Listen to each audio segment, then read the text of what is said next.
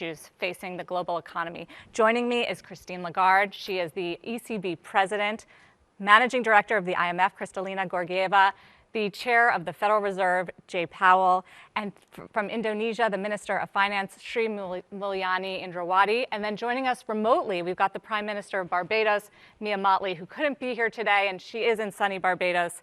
We're all jealous, and we're happy to have everyone here, the most powerful women in the economy, and Chair Powell. Welcome. So we came here today, and we thought we were going to be discussing this year the recovery from a brutal 2 years of COVID. And instead, we've got the Russian invasion in Ukraine. We have that influencing prices and inflation. We have a dramatic shift in policy, and we have some aggressive lockdowns in China. And all of that is distorting and depressing the global economic outlook. So maybe, Madam MD, if you could just kick it off and set the stage for us, because you did cut your outlook for the global economy this year, and it sounds like you're going to be cutting it more. So how much of a slowdown are we facing? It is quite significant.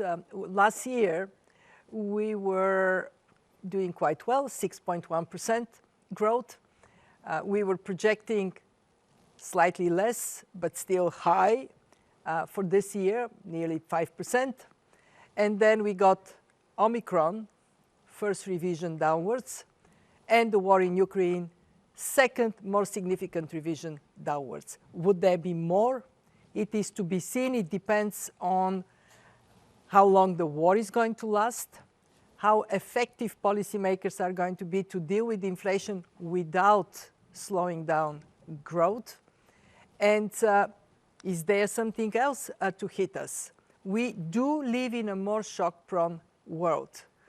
If anything we learned in these 2 years is that we have to be more agile to build more resilience to these shocks. And one of the objectives of us meeting here in Washington is to talk with each other and identify what is the policy combination that can deal with these short-term challenges without jeopardizing longer-term sustainable growth. Well, we do have a good mix of fiscal and monetary leaders here on the panel. So just to follow up quickly, Madam MD, as far as the outlook and the deterioration, how close are we to something like a global recession? Well, we are still very much in positive territory. Growth projection for this year, as you said, 3.6%. Let's remember that was the average growth rate between 2011 and 2019. We have only small handful of countries that are in negative territory. Among them, Ukraine, devastated, shrinking by 40%. Russia, very significantly, in fact, impacted, 11% below what we projected in October. But most of the countries are growing, although slowly. What is the big problem, Sarah? The big problem is that the exit from the pandemic-induced crisis is now slowing down for the future. Just one number. Emerging markets and developing economies will be still 6% below their pre-pandemic trend in 2026. This is 2 years or more delay in their recovery. What is my biggest worry? With food prices, energy prices up, with prospects for recovery much worse, are we going to see the phenomenon from 2019, people on the street, unrest, creating more difficult environment for policymakers to do the right thing? Yeah, we're going to get into some of those risks, but I do want to hear the individual outlooks, especially from Europe, President Lagarde, because of its proximity to Russia and Ukraine, the spillover effects that you're seeing, and now there are concerns about stagflation there and the effects where it depresses economic growth and drives up prices. So how much has the outlook for Europe changed? It has changed exactly in the same direction as indicated by Kristalina. So it's been a haircut to growth projections, and it's been a rise in the inflation numbers. And certainly when we look at the risks, they're skewed to the downside for growth, so there might be more cuts to come, and to the upside for inflation. That's where we are. And it's particularly saddening, not only because of the death, not because of the destruction, not because of the devastation, which in and of itself is a cause for huge concern and sympathy and support for the people of Ukraine, and blame for those who took the initiative of that unjustifiable invasion, Russia. But it's also causing harm throughout the world, predominantly in Europe for the moment, but it will, there will be ripple effects going way beyond Europe. For the moment, as you said, geography plays a role, and Europe is literally next door. Ukraine is one of us, and taking this horrible hit. We are seeing refugees out of Ukraine into many of our European shores and countries, and we have to, by solidarity, do everything we can to support them. That's the situation that we have at the moment in Europe. It is particularly saddening as well to see that the recovery that we're embarking on is being stalled to a certain degree by what is happening out there.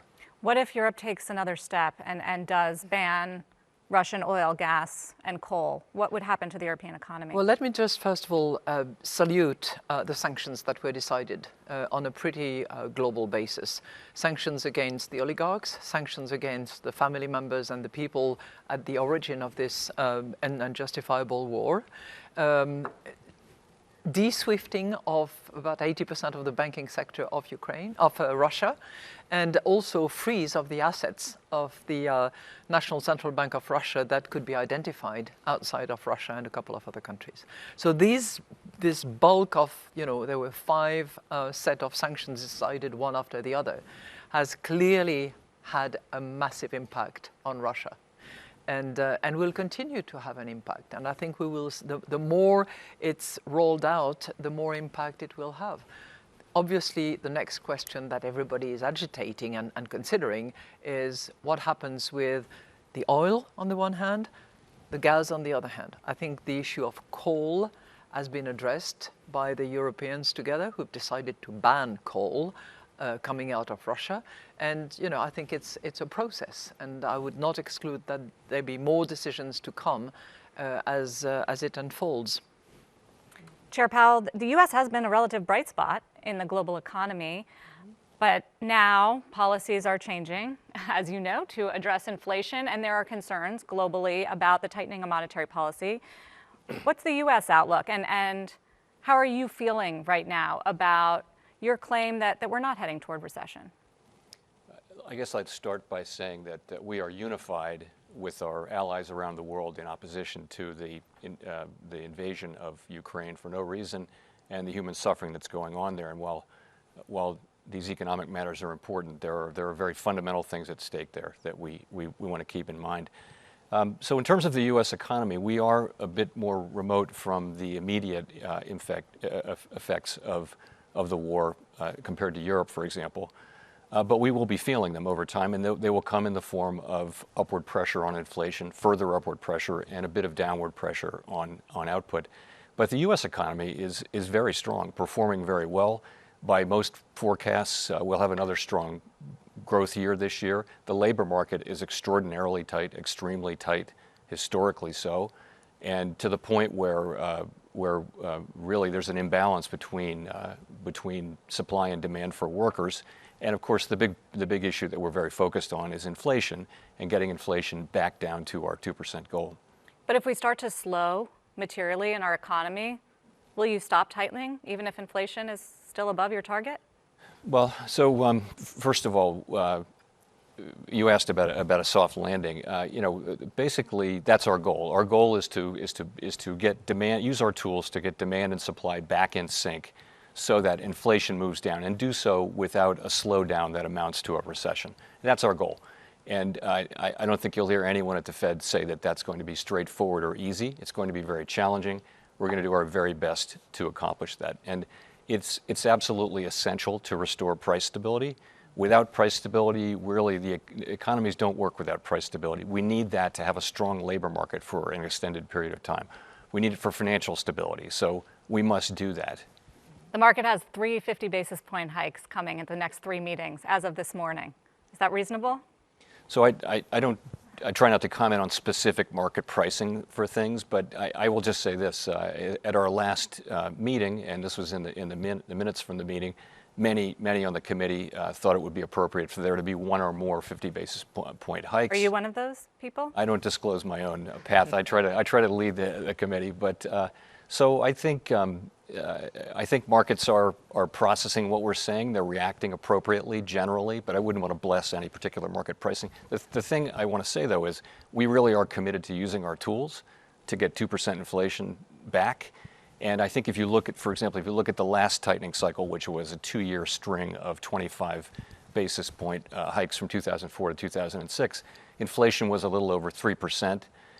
So inflation is much higher now, and our policy rate is still more accommodative than it was then. So it is appropriate, in my view, to be moving a little more quickly. And I also think there's something in the idea of front-end loading whatever accommodation one thinks is appropriate. So that does point, that points in the direction of 50 basis points being on the table. Certainly, we make these decisions at the meeting, and we'll make them meeting by meeting, but I would say that 50 basis points will be on the table for the May meeting. Minister Miliani, are you more worried about what Fed Chair Powell is doing or about what we're seeing in China right now with these aggressive lockdowns because of COVID as it relates to your economy and the region and emerging markets? Well, United States and China, the two biggest economies in the world.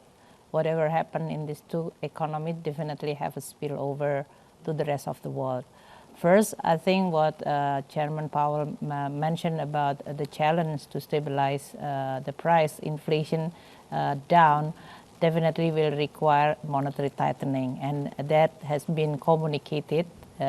We are talking about well-calibrated, well-communicated, well-planned. So even though we cannot avoid that direction of policy, at least market as well as many policymakers in the emerging country and developing country need to prepare for this eventuality. I think that's one very important thing. In Indonesia case, back in taper tantrum in 2013, our situation today is much stronger.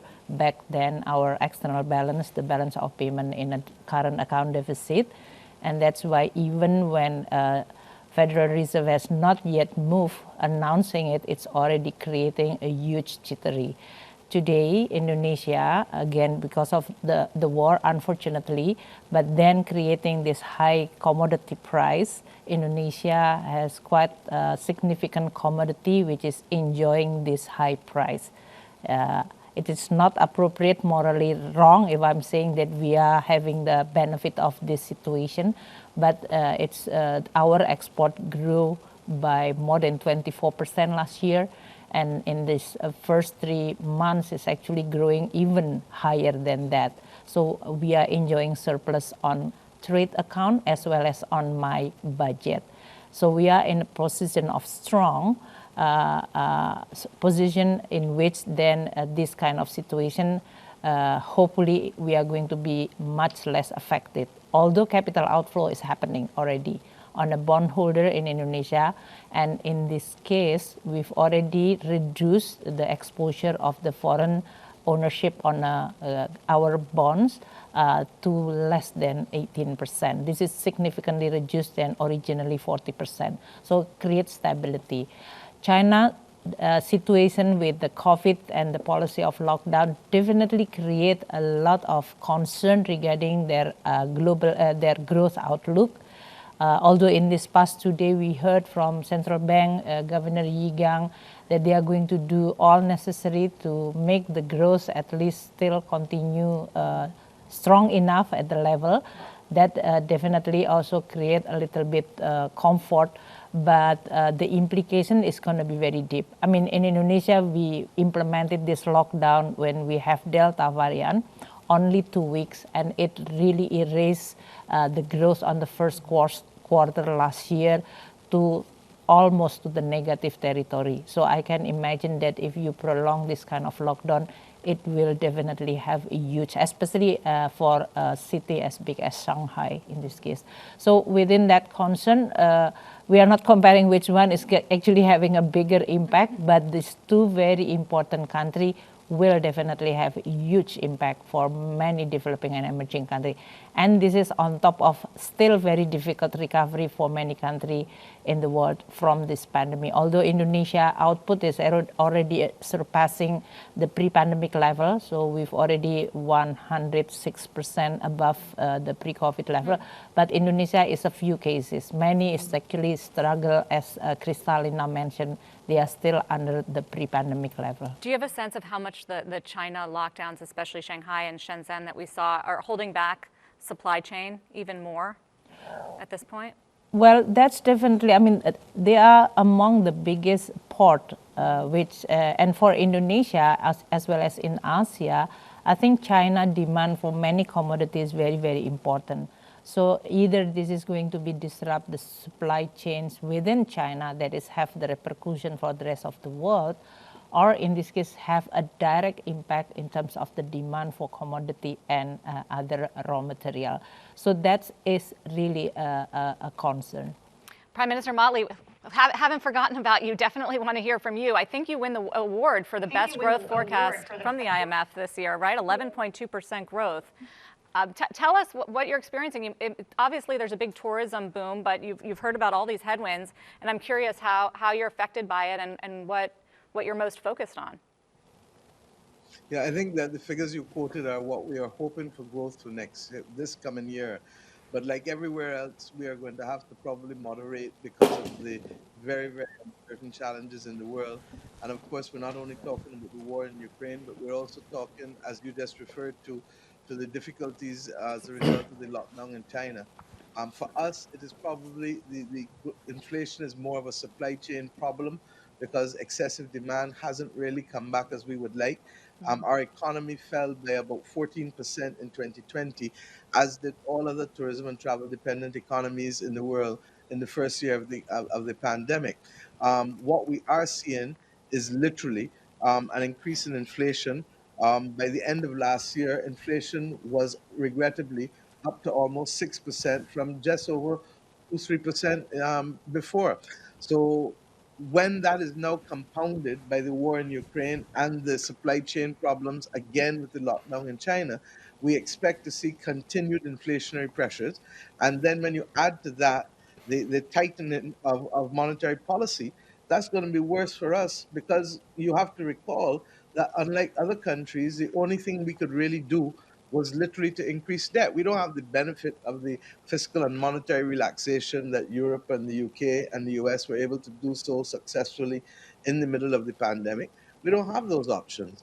And that is why, for us, the whole injustice of the moment probably relates to the fact that the enormous COVID debt that we've accumulated has now also to limit the space that we have to be able to fight inflation, because in small economies such as ourselves, small open economies, as you know, the only way we can cushion inflation is by expanding our fiscal position to be able to buffer people. So these things are truly concerning to us. The issue of the debt is even more so. And let us compare, as I have done for the last 2 years, the GSSI and the Common Debt Framework as against what had been done by the G7 countries. And let us also reflect on the fact that we're not going to be serious unless we bring the non-Paris Club actors to the table. The private sector has to come. And we're not going to be serious until we address the issue of the climate crisis and the funding that's necessary, because at the same time that we're facing all of this, we have less than 12 years to adapt to a very, very light probability of a 1.5-degree world. But even if it doesn't get there at 1.2, as you all know, we're already seeing the devastating impacts of the storms and the hurricanes. But what most people don't know about are the droughts and the sargassum seaweed and the destruction of the coral reefs that lead to coastal erosion.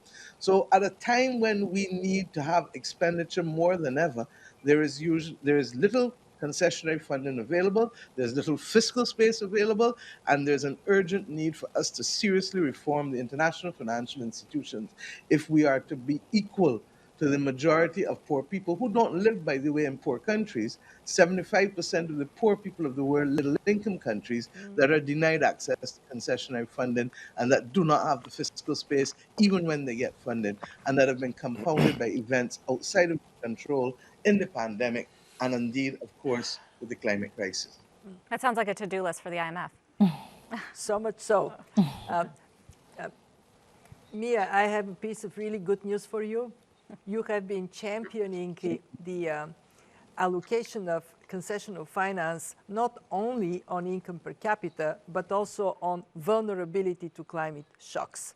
And today, at the discussions we had, the Resilience and Sustainability Trust, which will provide long-term maturity, finally financing to vulnerable middle countries, got a big boost. We signed up already $40 billion for it. So one instrument that you should take pride of. When Christine was the managing director of the IMF, I remember you saying to us, there has to be allocation of concessional finance linked to vulnerability. It has happened.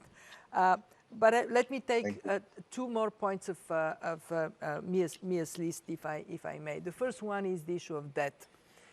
In 2020, debt levels have jumped for an understandable reason, to put a floor under the economy.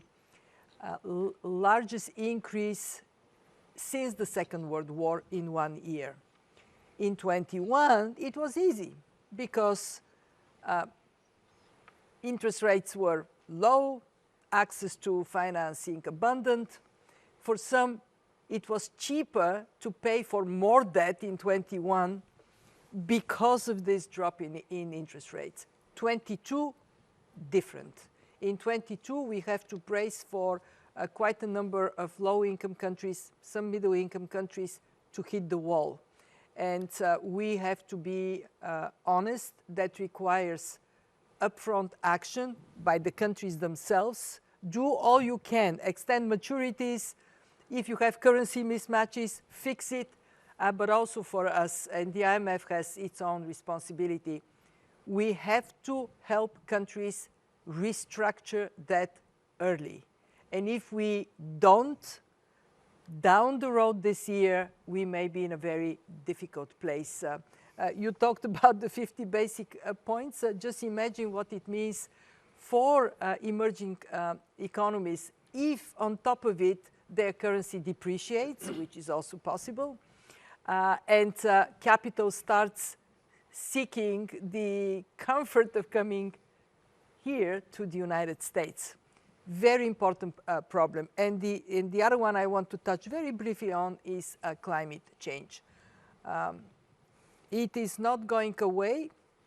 On the contrary, it is getting worse. For shock-prone countries, this requires for them to take measures to make their economies less vulnerable to these shocks, for the rest of the world to provide them with the support that is necessary. Sri Mulyani co-chairs the group of finance ministers that are wrestling with this issue. We have to come up with practical, very effective schemes, because if we don't, it would be, for these countries, for these vulnerable countries, it would be a shock they cannot anymore sustain on their own. Since we're on the policy discussion, I do want to dive a little bit into monetary policy, since we have the world's two leading central bankers at this table. And maybe I'll ask you, MD, who has a tougher job right now, this guy or President Lagarde? Whoa. Well, they both are fully equipped to do their jobs, and as a result, it is easy for both of them. Yeah, I think we can agree with that. But President Lagarde, so clear, Europe is dealing with sky-high inflation rates as well, highest we've seen in the Eurozone. Why are you not sounding as hawkish as Chair Powell when it comes to raising interest rates and tackling inflation? Well, first of all, I'm not a hawk, I'm not a dove, and I'm carrying this little owl with me all the time to remind myself that everything that we eventually decide has to be a concerted, coordinated, collective decision. But I think you ask a really important question, and I thank you for that, because it's often the case that commentators, analysts will just put the two of us in the same bag, and I'm very proud to be associated with Jay Powell because I respect him greatly. But our economies are moving at a different pace. Our inflation are fed by different components. And as a result of that, our analysis of the roots and the consequences of inflation have to be different. Let me just give you an example, and I'll just speak for Europe, and then I'll let my colleague, Mr. Powell, speak for his economy. Given that we have both the objective of price stability, which is the driving compass for us. Our inflation numbers are very high. You're right. 7.4% in March, and we will be, more than double above the target at the end of the year. But when you try to understand what comprises that very high number, you see that almost 50% of it is energy prices. So that's a supply shock that we are taking. If I look at my core inflation, so if you take out food, you take out energy, I'm down to 3%. It is north of my target, which is 2%, but it is more manageable, if I may. It's actually 2.9% because it's just been revised this morning. So our inflation is fueled by a supply shock, which calls for a particular type of response, which brings together fiscal policies and monetary policy. And obviously, we cannot operate at the same pace, with the same sequence, using the same instrument necessarily when it's that kind of inflation that we are dealing with. So it is much broader base than it was. It is much higher than our target, but it is supply driven, number one, and it needs to be addressed in a sequential, flexible, gradual way, which is what we have begun doing. We have started the journey back in December. We have reinforced that position in March, and we will have a new set of fresh data in June, which is when we have our next Monetary Policy Governing Council, at which point we will have to determine when we stop net asset purchases in the course of the third quarter, of course, but when in the third quarter? Is it going to be early? Is it going to be later? To be determined by the data that we receive. And that will then lead us to assess whether or not an interest hike is needed, and at what point in time after the net asset purchases have concluded. So you don't have that in your mind, that you'll be raising interest rates, say, in July? I have all the steps, all the tools, and all the sequences in my mind all the time. And what I look at all the time too is the various indicators that are provided by the forecasters, by market analysts, by markets, by consumers, by the labor market, which informs us, because clearly the second round inflation is one component that for us is critically important in order to determine whether inflation expectations are well re-anchored at around 2% or whether they are at risk of de-anchoring. So that's what I have on my mind all the time. But they're moving up a little bit, aren't they? To be fixated on a day, a time in the day, doesn't make any sense to me, because once we say that we are data dependent, for goodness sake, let's wait until we have the data and then we move on to decide. And we've agreed on a sequence. We have to follow that sequence in the journey that we have embarked upon. What about inflation in the US? Some are wondering if it's peaked. Do you think so?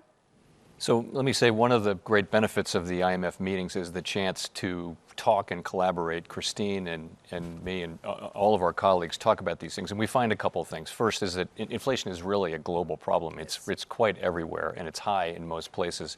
But there are differences. There are certainly differences. So in the United States, we have very strong growth, and we have higher inflation. We have higher core inflation than Europe does, for example. We also came into this. Europe has struggled more than we have with low inflation, well below target, had a much lower policy rate. So we have a different level of underlying inflation. So they're just differences. And of course, we all serve domestic mandates.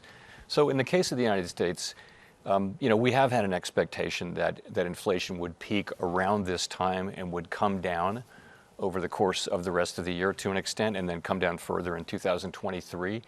These expectations have been disappointed in the past, and so now we're really in wanting to see actual progress. It may be that the actual peak was in March, but we don't know that, and so we're not going to count on it.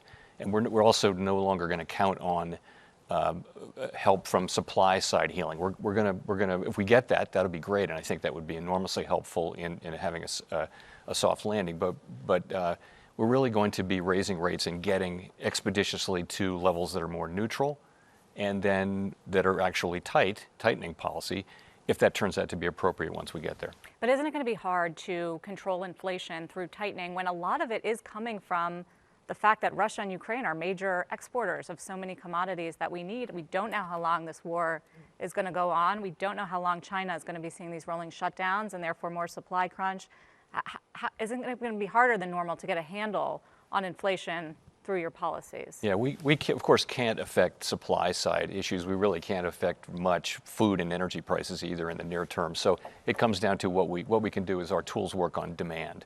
But we have a job to do on demand, and I'll go point to the labor market. There are substantially more job openings than there are people who are unemployed. And if you take total employed people plus job openings, that's demand for labor. If you look at the size of the labor force, there are more than 5 million more demand than there is supply. So we've got a demand-supply imbalance in the labor market and elsewhere in the economy. It's clear, and that comes from a number of things, including fiscal policy, including what we did at the height of the crisis. So there is a demand job to do, but you're right, we can't fix supply-side problems. Do you need the stock market to be lower to Well, impact demand? I never would point to one particular price or asset or class of assets, but generally the way our policy works is we control one overnight rate, plus the balance sheet also has some effects. And that affects broader financial conditions, and that includes asset prices, include credit availability, risk spreads, all kinds of financial conditions. And the financial conditions, in the end, those are what affect the real economy. So we monitor financial conditions. So there really are two steps there. And one of the many, there are many different combinations that are possible of financial conditions, and we have seen some tightening from our rate increases, and that's to be expected. So some people have this idea, President Lagarde, that you guys need to shock the markets to really start to see more of an impact when it comes to putting pressure on demand and on inflation. Is that something you ascribe to? I think what we need to do is communicate with as much clarity as possible as to what we analyze, what we see, what timing we have in mind, and what journey we're embarking on. And for us, it's not so much an issue of tightening when we look at the real rate. It's an issue of normalizing monetary policy and using the tools that we have. I think the added dimension that Europe has is that it's a monetary union with the complexity of a monetary union where you have 19 different fiscal policies, 19 different treasuries, and that makes my job just a little bit more complicated. But you also have the euro, which, because you're moving at a slower pace, is weakening pretty substantially. Is it getting too weak and making the inflation problem worse? No, we don't target any particular exchange rate. We pay attention to it. It clearly has an impact on inflation. But we don't target any exchange rate. Minister Miliani, want to move it to the fiscal side of things. We've done monetary policy. As you look at the appropriate policies right now, it's a little tricky because normally the IMF would advocate for fiscal stimulus in a weakening global economy. Can't do that now when we have such a strong inflationary environment. So how are you thinking of the sort of policies to insulate your economy from some of these issues? Well, first, we are not starting from the situation which is favorable after 2 years of the pandemic, which is widening the deficit and debt for all countries in the world. That's one thing. Second, with the interest rate inflation and the interest rate response, the cost of borrowing definitely is going to be high. So if you are going to continue boosting, this is the supply demand side in this case. If you look at the recovery in Indonesia case, demand has been now growing very fast. Consumption recover with the mobility because of the pandemic under control, investment recover, export is double-digit growth. So we don't have the recovery from the demand side. If it is going to be a problem, whether this can create overheating, but our inflation is now around 2%, so it's much low in this case. The problem on the supply side is much more complicated, as Chairman Powell mentioned. If it is related to the energy and food, it politically, socially very sensitive. You cannot delay on that side. And that's why usually that immediately create a fiscal pressure in the form of, are you going to allow this shock coming from outside pass through directly to the people, or you are going to absorb this shock through your fiscal policy by providing subsidy, and then your deficit will be widened. That deficit is going to be too costly because the interest rate now is much higher. So this is really not a free lunch or free policy. You really have to be very careful in designing all aspects of the fiscal side. I think from the Minister of Finance point of view, you should not, just like Christine mentioned, you should not narrow your instrument. You have a lot of options. In the fiscal side, you have on revenue side, so on tax, non-tax revenue, excise, you really have to look at the composition of your revenue, which one is actually strong enough to then you can collect more. And that's why in Indonesia, even during pandemic, we reformed the taxation. We passed through legislation, we harmonizing the whole legislation related to the tax, including anticipating to this global taxation agreement, in which we are going to have at least a better arrangement on the taxation across country. The second one, you look at the spending side, and this is exactly our spending in the past 2 years dominated mainly by the COVID-related spending, health, vaccine, treatment, therapeutic. So now when the declining rate of the COVID, meaning that you have a fiscal space, you don't want to squeeze so that the economy is going to weak again. So the same space, but you free up from this health, you can use it for others. For example, infrastructure again, labor-intensive infrastructure so that you can create job, because many of them is actually unemployed or reduce their income during the pandemic, that can be done. So expenditure side definitely have a room for that, for you to really do in a much more detailed way.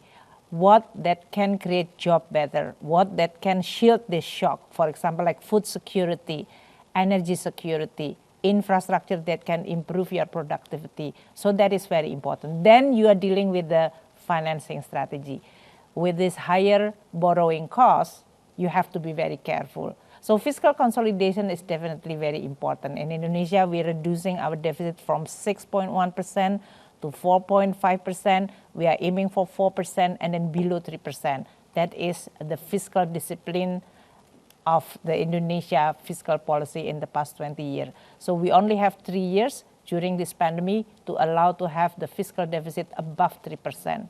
That's signaling to the market that we are on our track, credible enough, so that the market is going to price our bond correctly in this case. So they are not creating excessive punishment only because Chairman Powell said that I'm going to do the 50 basis point how many times. That is going to be something that... What did he say? Well, no.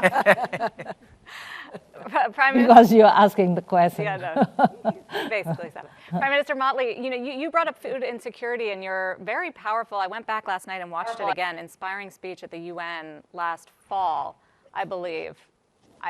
That was before any of this got so extreme because of the war in Russia. So I'm curious how you're thinking about it now, and what sort of solutions we can look at.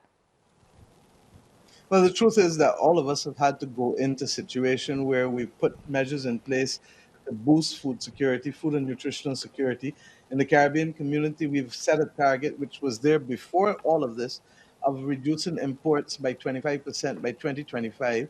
And we have an agricultural investment conference coming up in Guyana, which is the lead country on food security for us in the Caribbean community.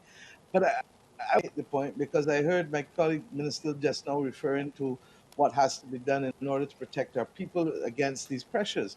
The reality is that with a high debt framework, as most of our developing countries have, as small island developing states, not because of profligacy, not because of corruption, but largely because of having to take on our balance sheets the consequences of the actions of others, we feel that the time has now come for us to make some decisions to change it.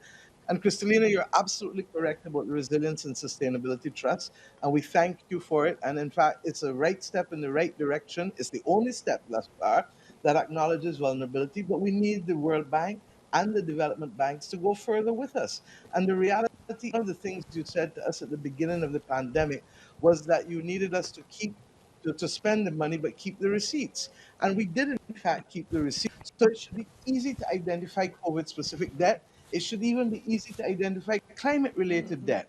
But what we need to do, because of our highly indebted situation already, is to put this on another international balance sheet.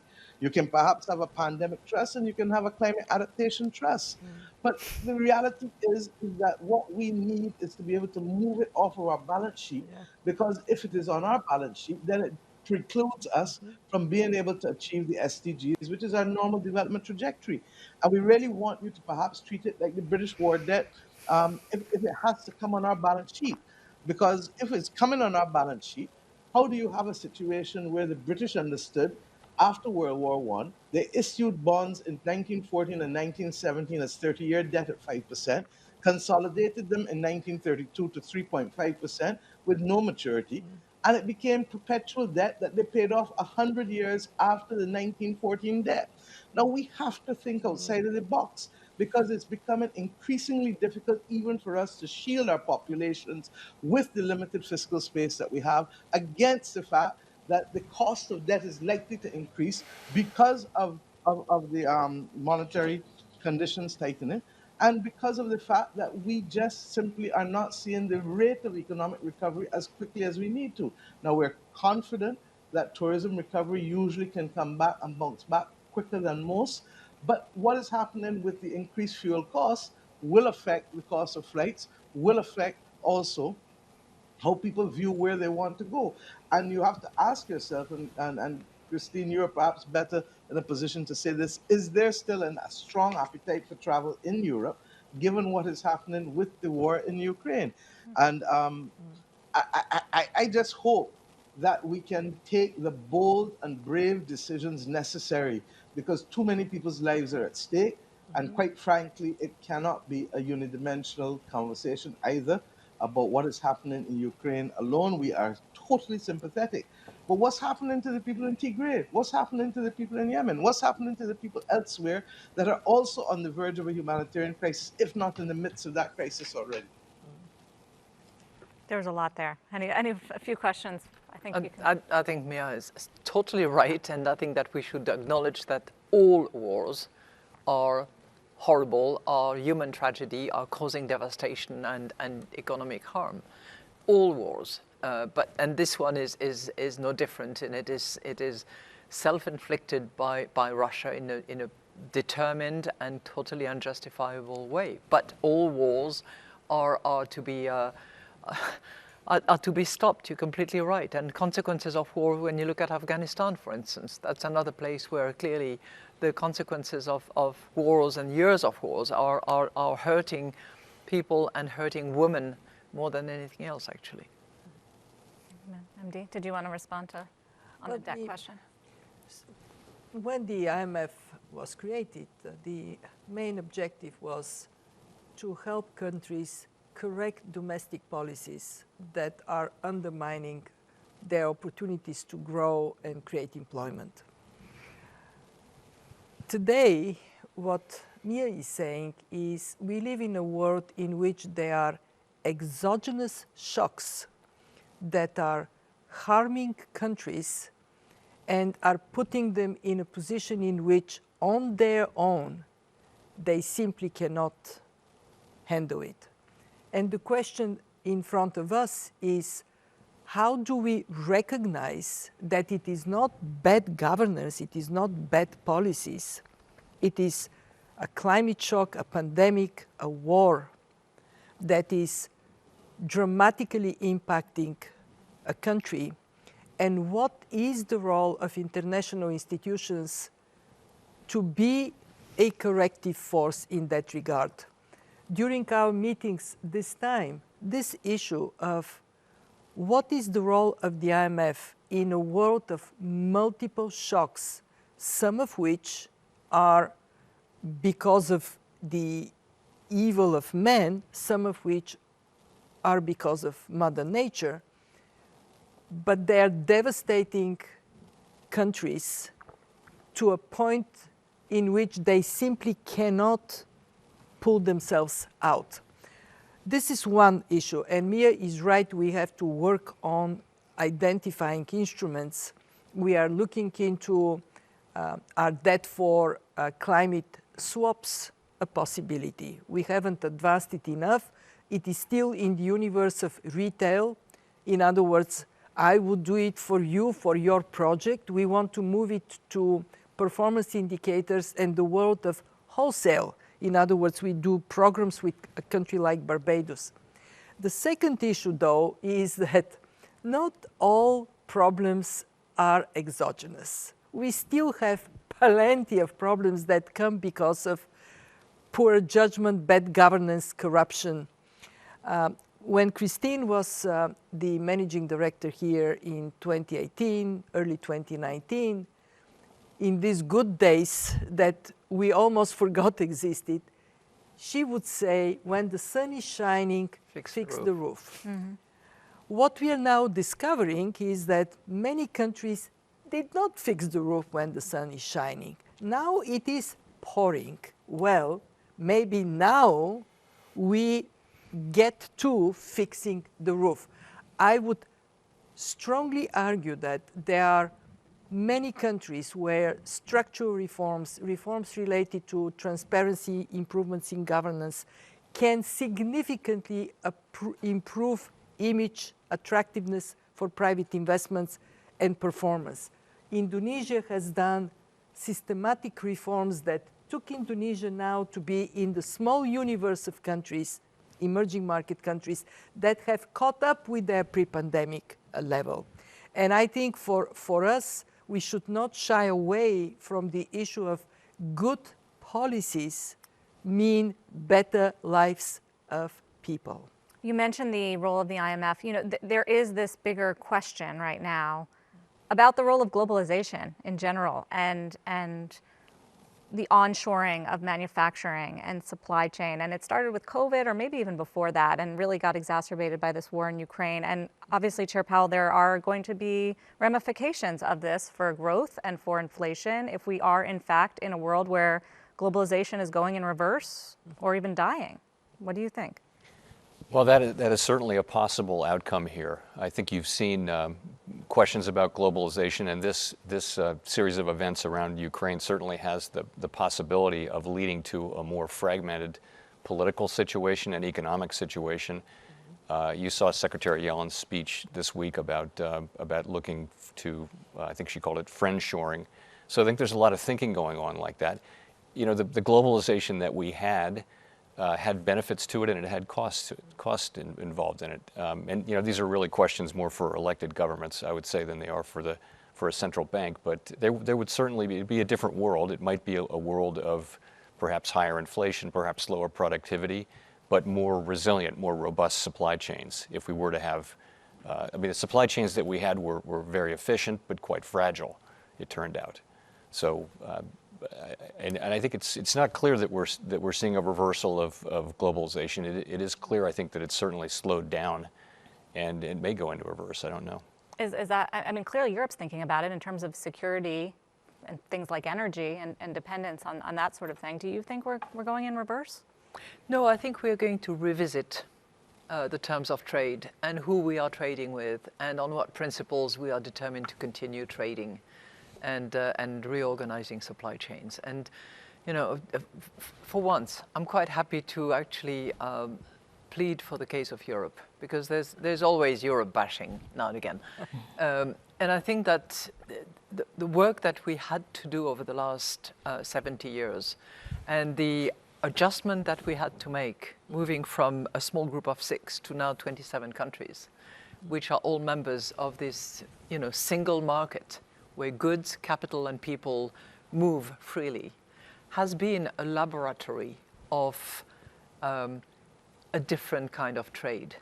And it is not easy, let's face it. There are countries sometimes that are drifting, that would like to operate slightly differently, but where the governance, the rule of law, the principles by which we abide when we join the club keep us together and keep up on track with those key principles that we respect.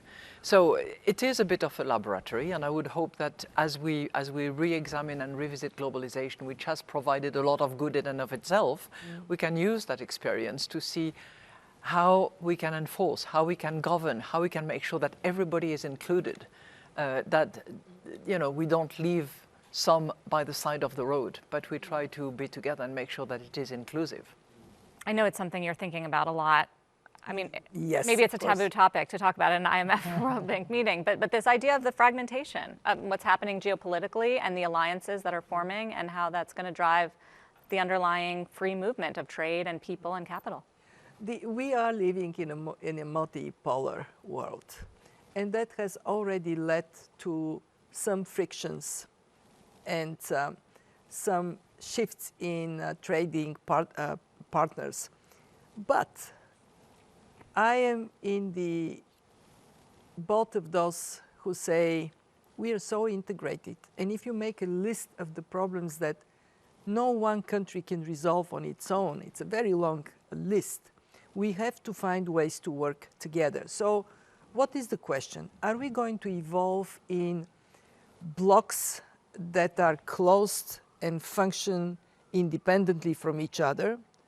Or we would have some preferences, preferred trading partners, but we will have highways and bridges that allow us to still solve big problems, come on the same page. What was so interesting today in our discussions was how strong the voice of we have to work together was in the room. And it was especially emerging markets and developing economies that said, hey, we have achieved so much because of this integrated global economy.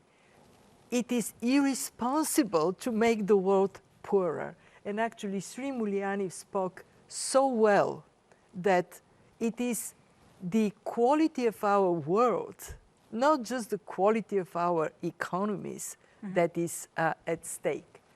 But it is more difficult, and it makes my job even more important in finding place for all of us to agree. You probably have heard the story of communiques not materializing. Didn't materialize for us at the IMFC, but if everybody agreed on the substance of the policy conclusions and recommendations, everybody. And then we had one member that said, well, but you're saying something else there that I don't agree with. It is very, very early, in my view, to go and buy a coffin for globalization. Not that yet. That's quite a statement. Minister Mulyani, curious about your take and whether you find yourself in sort of an awkward position because of the close trade ties with China and proximity there, and then obviously the relationship with the US, and also as the chair of G20 and the developing nations there, how you sort of weave all of this together. Well, all emerging country, developing country, or from developing country to become emerging country, they usually can achieve those level of progress because they were open. They are also integrated with the global economy. Yeah. So when Christine was in the IMF, I think telling about the globalization has reduced a lot of poverty, and that's why what we are aiming, or the focus for many countries, is how you are going to prepare the foundation of your economy, whether this is on a policy level, institutional level, as well as the practice of the business that need to be competitive so that you are going to be able to have this efficiency, productivity, and then improvement on the livelihood of the people. Now it's changed. The language is no longer about efficiency, but all on security, talking about reliability. So even I think we just heard from Chairman Powell that if that is at the cost of efficiency, be it maybe. Now, that's really maybe creating a huge impact for many developing country, emerging country, who they, in this case, enjoying this improvement as well as the progress in their economy and prosperity through globalization, through trade and investment. And this is no longer become the instrument.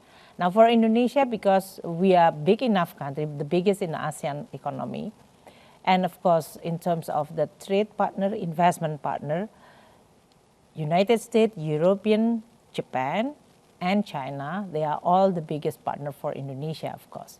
Within the ASEAN, we have, for example, with Singapore. So the choices is there. And we enjoy this because we know that the world following and implementing the global rule, even though it's not perfect. If you talk about WTO, there is here and there, but we know that there is a rule as a baseline in which we will play based on that. And that's exactly what holding all of us, the world together. Yeah. Now, if a country can violating international rule, or in this case that we no longer trust this rule can secure or providing safety and security and certainty, then the world is actually resetting. It's totally different. And this is historical in a way, because the world enjoying huge progress in terms of prosperity. If you look at declining of the poverty rate, improvement in the human capital index, infrastructure development, they are all because we rely on this goodwill, trust, and building this rule for all countries in which then we can rely. I'm not saying it was proper. It is not. No, it is not. That is Yes. always like, Yep. but it served well, or at least it served all the member country in this world to actually rely on those kind of mechanism. Now, I think it's shaky. And that is exactly maybe what is the highest risk for any country to design their own policy. What does it mean for Indonesia? Should we like self-sufficient in this case? For Indonesia, it could be, because we are big, we have a lot of land, we have fertile land. So we do have like the food security, energy security, we have coal, we have oil, we have gas. But not all countries have this kind of luxury like us. And so should we not care about others? That is not really, I think, the right, morally not right, as well as from the interests of the global economy, it is not also right. We're tight on time. We have 1 minute left, but I do want to hear really quickly from everyone, including you, Prime Minister Motley. I sometimes get the best answers as a journalist when I ask people what we're not paying attention to, what the media or the world is not focused on. So I'll ask you just very quickly, either an upside risk or a downside risk as it relates to the global economy, what we're not paying close enough attention to, and what you would flag. And Prime Minister Motley, put you on the spot and go to you first. I'm saying that there's an absence of global coordinated political leadership. The G20 is not representative enough, and we don't have the political will. The problem is not with the people who you have in the studio for the most part. It's not the heads of the institutions. It's the absence of countries to act in a coordinated way that will relieve the pressure. We saw it in the pandemic. We're seeing it with too many other issues, and hopefully we can get the sense of urgency of the moment impressed on all of us globally, such that we can avert the worst. Minister Miliani, what about you? Well, I think as holding this presidency of G20, what is remarkable given this tension, all countries that we consulted, because G20 is based on the consensus, all countries that we consulted, they believe and they also want that the cooperation and collaboration and coordination, what Prime Minister Maya mentioned, is actually the one that they want this to be preserved. regardless differences. So amazingly, what we are thinking it's supposed to be safe and preserved, and what the reality that we are now facing is actually quite a big gap. So our responsibility holding this presidency is try to continue making this goodwill of collaboration and cooperation.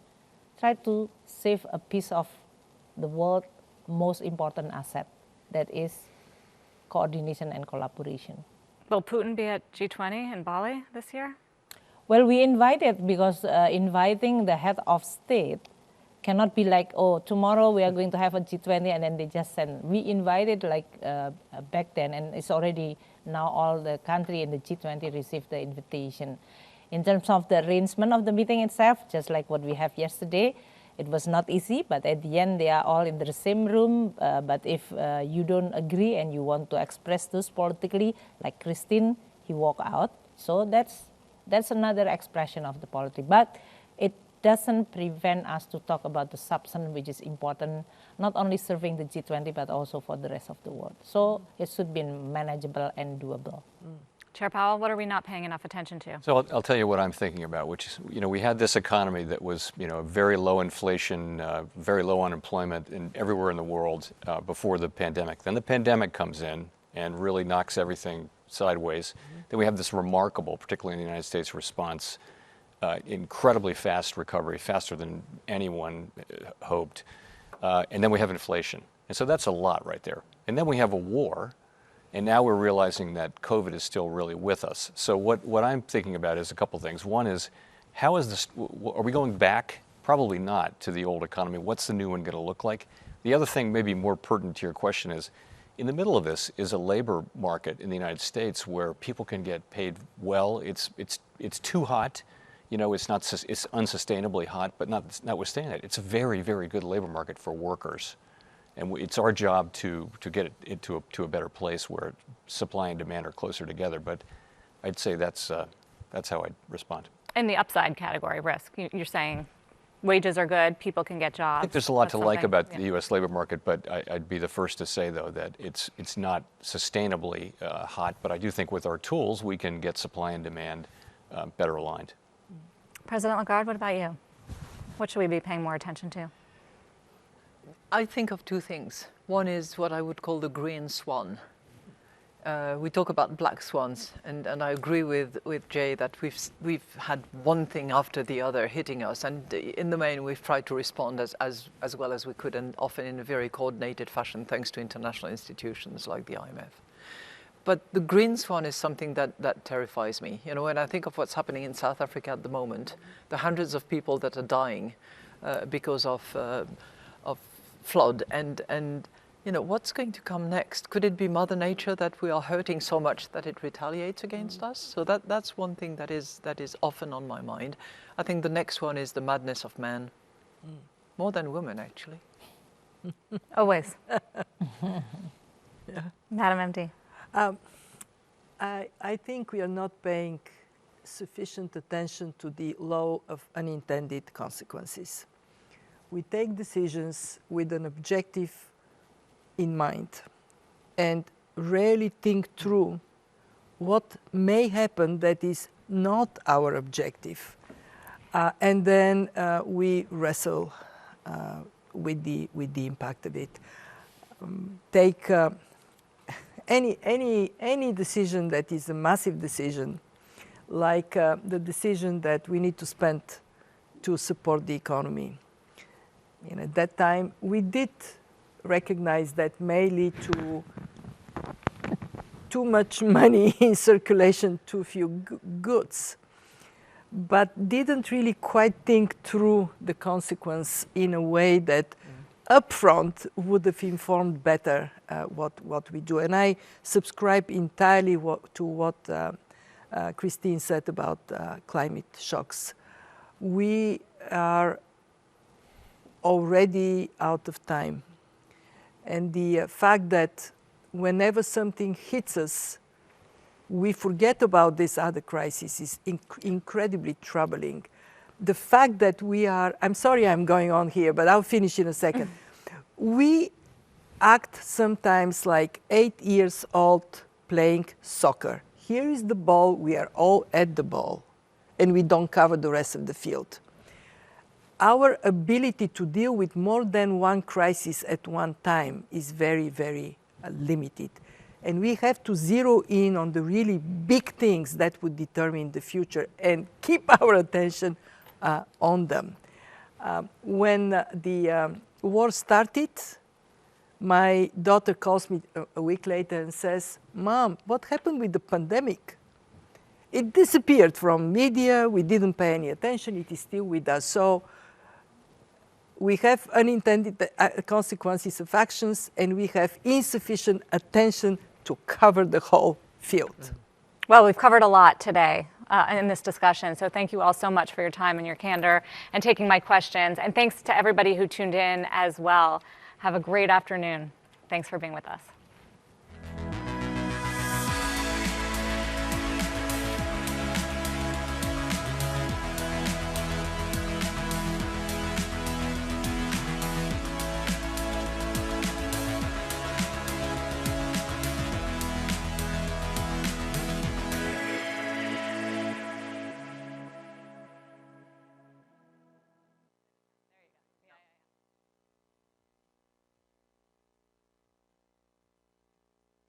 Thank you. Thank you very much.